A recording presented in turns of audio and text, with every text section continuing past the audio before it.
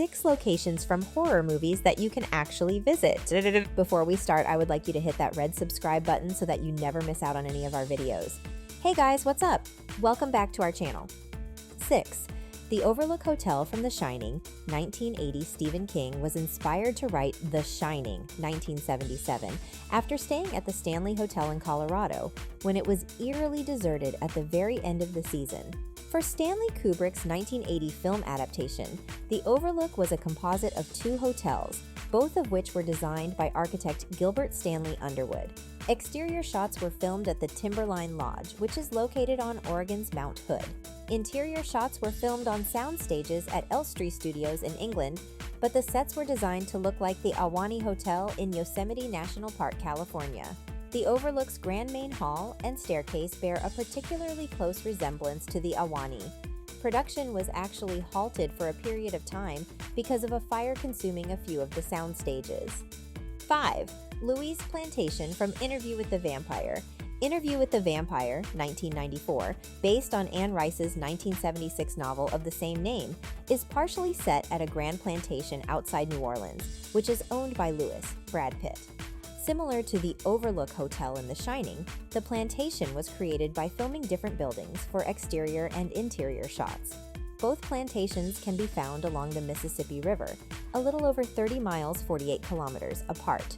Oak Alley Plantation, with its Greek-inspired columns, stands in as the exterior of Louis's mansion, and its grounds were used for the graveyard and dock scenes. 4. The Colonial Theater from The Blob, 1958. When people think of the Blob, their minds usually turn to the scene where the titular blob oozes into the Colonial Theater from the screen, causing its patrons to run away in terror. This theater can be found in Phoenixville, Pennsylvania, and each year it's the center of Blob Fest, a festival held in July to celebrate all things blob. Along with movie screenings, costume contests, and a street fair, there is a reenactment of the famous cinema fleeing scene. Director Irvin Yeworth was local to the area, and according to Drew Boardman, the event's engagement manager for Blobfest, he reached out to the people who were in charge of the theater and paid them a criminally low rate and was like, "But trust me, it'll make you iconic." Yeworth was definitely proven right. 3. KAB Lighthouse from The Fog, 1980. The most iconic location in John Carpenter's The Fog is undoubtedly the lighthouse on Spivey Point, where KB radio DJ Stevie Wayne Adrienne Barbeau works. It's from this little lighthouse that she warns the residents of Antonio Bay that a supernatural fog is rolling in. Point Reyes Lighthouse in California was used for the exterior shots of this atmospheric structure. Visitors can walk the 308 steps down to the lighthouse, where they'll also find a small visitor center that details the history of the building. Filming didn't actually take place inside the lighthouse, though. Instead, a set designed to resemble its interior was built at Raleigh Studios in Hollywood. 2. The gas station from the Texas Chainsaw Massacre, 1974. Before all of the cannibalistic chaos begins in Tobe Hooper's The Texas Chainsaw Massacre, our group of characters stop at a rundown gas station, which, according to its sign, also sells barbecue. Not only is this gas station still standing in Bastrop, Texas, but it's also been converted into an actual barbecue restaurant called The Gas Station. The building was bought by Roy and Lisa Rose, who are both fans of the film, of course, in 2014.